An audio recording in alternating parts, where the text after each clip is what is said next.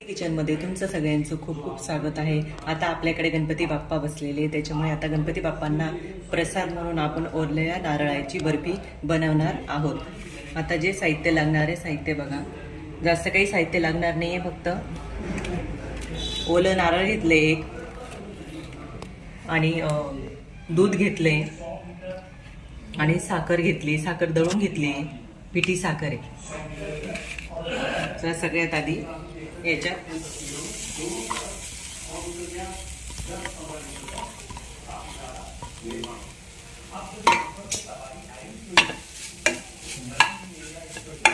मी छान मिक्सरमध्ये दळून घेतलेले, कीस केलेला नाहीये, छान असं परतून घ्यायचा। जी ही वाटी घेतलेली होती मी, 2 वाटी खोबऱ्याचं ओलं नारळ घेतलेले कीस करून, आणि अर्धी वाटी साखर आणि अर्धी वाटी दूध।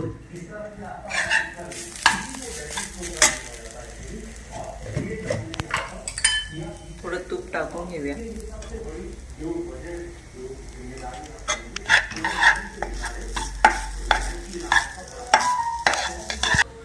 अर्धी वाटी दूध घेतलेले,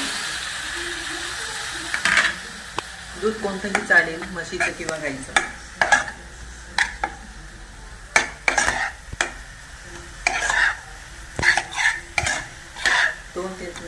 दोन ते तीन मिनिटं परतून घ्यायचं।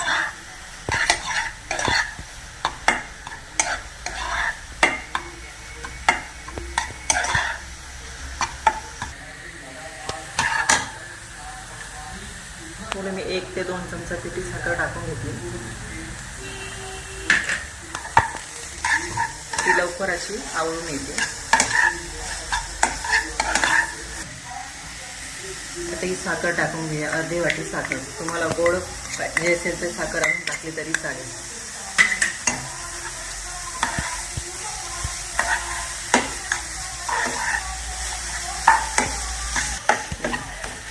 दहा मिनिटं झाली परतून, छान कलर आलेला आहे। आता मी ताट घेतलंय, ताटाला थोडं तूप लावून घेऊ।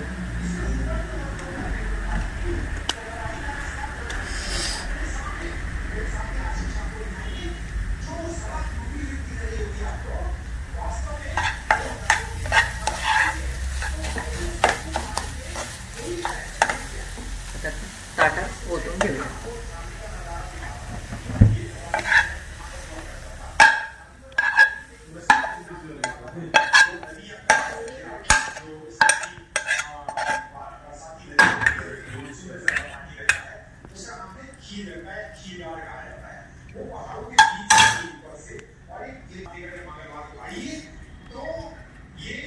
थोडं पाणी लावून घेतलं हाताला, गरम असं चटका बसतो।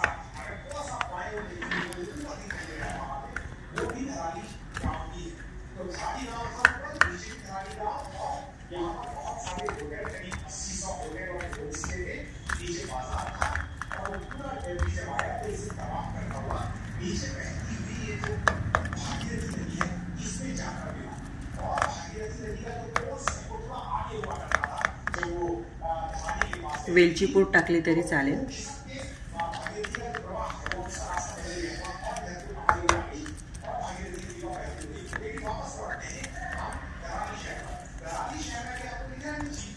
आता कापून घेऊया।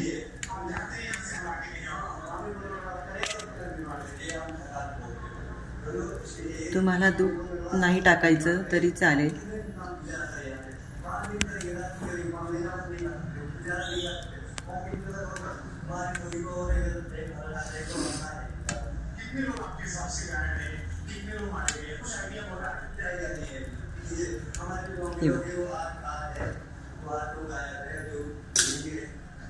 छान अशी कलर छान आलेला आहे तिला।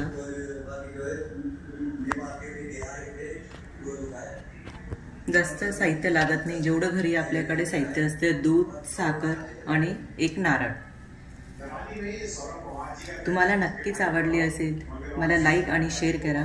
धन्यवाद।